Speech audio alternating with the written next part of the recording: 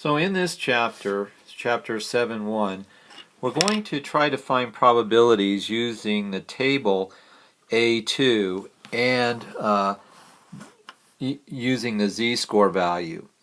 So number 24 on page 298, it says find the area under the standard normal curve to the left of.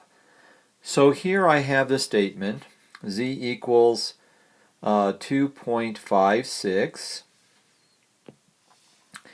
and we put it in a probability statement because the table A2 shows probabilities for a particular z-score value under the standard normal. So for example, the probability of z less than 2.56, if we go to the table, we find that probability. So on the left hand side we go to 2.5, and then we go over until under the column 0.06 we get 0.9948. So you probably need to look at the table to make sure that you see that particular value. Now we're going to do another one. The probability that z is less than 0.53. So we're looking at the area to the left. So if we come over to the table and we look at 0.5 and then we go over to where it's 3, we see it is equal to 0.7019, right? So that's the probability of that under the table and under the curve. And now we're going to do the same thing for the next value, the probability that z is less than negative 0.094, and when we go to the table where it's the negative side, negative 0.094, of course we can't get 9, we can get the closest we can get is 0.09, and so when we go over there we get approximately 0.4641. Okay, so now we're going to go to problem 26. Now in the past, when we're looking at the table, we're looking at the area under the curve at a particular z value. So in the problems in 24 we were looking on this side of the z value to the left. So over here for these problems under 26 we're going to be looking for problems to the right. And the way we're going to do that is we're going to have to subtract 1 to get the actual probabilities. So here, to do this, we have the probability of z greater than 0.47, and this is equal to 1 minus the probability of z less than 0.47, and that's the way we're going to solve the problem. So this is 1 minus, and now we look to the left at 0.47, and at 0.47 we get 0.6808, right? And if we do that, on our calculators, 1 minus 0.6808, we get 0.3192. So that's our answer. Right, so this is our answer for this problem. Now we're going to look at part B, the probability that z is greater than a negative 2.91. Again, we're looking at to the right of that, so we have to do 1 minus the probability that z is less than negative 2.91. And so this is 1 minus, and now if we go to a negative 2.91, we get 0.0018, no, 0.0018, and now when we subtract 1 from that,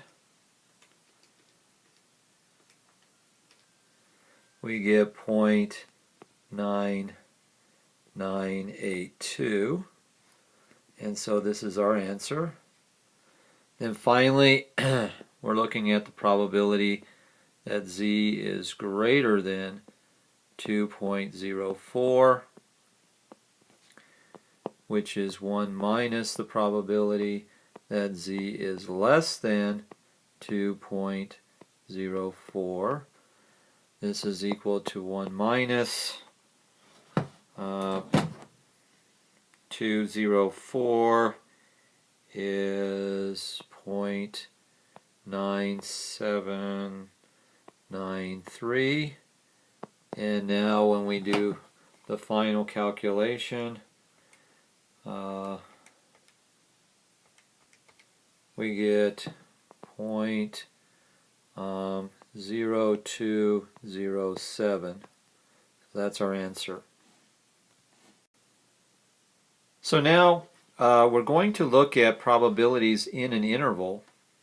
And so problem number 29, again, we're going to have the situation where we have the normal curve, and now we're going to look at z between 2 points.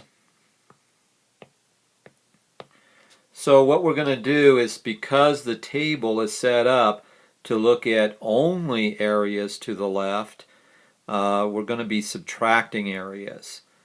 So in this particular example, we have the probability that z is between a negative 0.38 and 3.21. So essentially, we have the probability that z is less than 3.21 minus the probability that z is less than negative 0.38. And so now we can find those probabilities to find the final result. So if we look at 0.321, we get 0.9993, and this is in the table. And now we're going to look at negative 0.38, which is 0.3520, and now between the interval, the probabilities between the interval,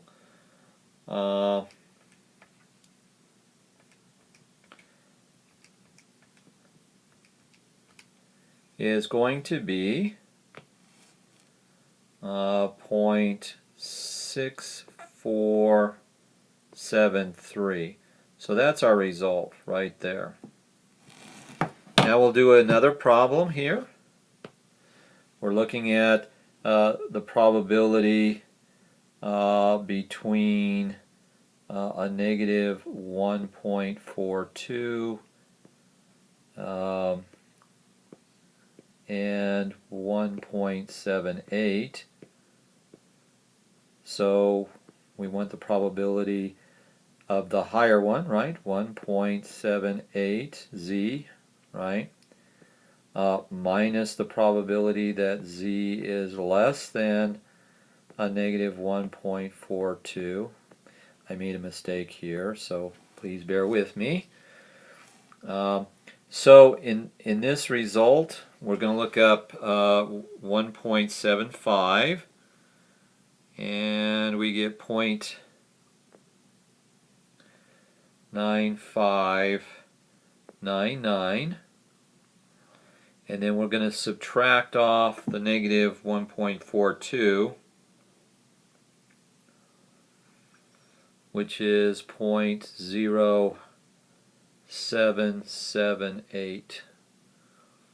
Okay, and so ultimately we get the result 0.9599 minus 0.0778, and we get 0.8821. There's our answer right there.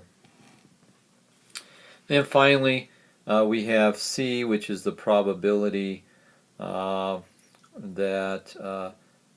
Z is going to be less than 2.67 minus the probability that Z is less than 0.01.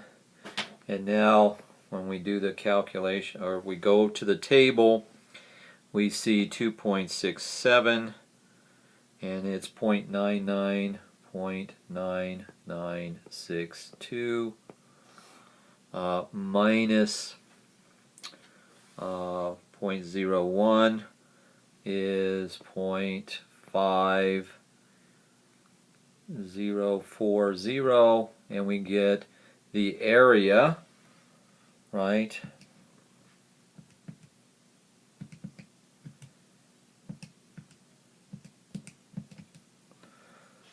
of 0.4922. Okay, so that's using the table. We can also use our calculators too, and I think I've shown that in our lecture. Finally, now we are given the situation where in problem 33 we're given the area. We're given this area here. So the area to the left is 0.93. And now we're asked to find a z value. Okay. So in this particular question, we're trying to find what z is. And so what we do is we go inside the table and find a value that is close to 0.93. So the way this works is the following idea. The z-score formula is equal to x minus mu divided by sigma, right? But in this case, we don't need to do the z-score. All we need to know is what the area is to the left of 0.93 and then find it on the table. Eventually, we're going to find an x, so we're going to set ourselves up to eventually find an x for a particular area. We're not there yet. But in this particular case, we go inside the table to find a z-score. So 0.93 inside the table, and when we look at it, it is close to, the closest we can come is 1.48. So the z value we get is approximately 1.48. So you go inside the table and you look for the value 0.93. The closest I could come was 0.9306, right? The closest was 0.9306, and that got us as close as we could come. Well, that's the end of our problems in 7-1. Please practice so we can start talking about finding probabilities under the normal distribution.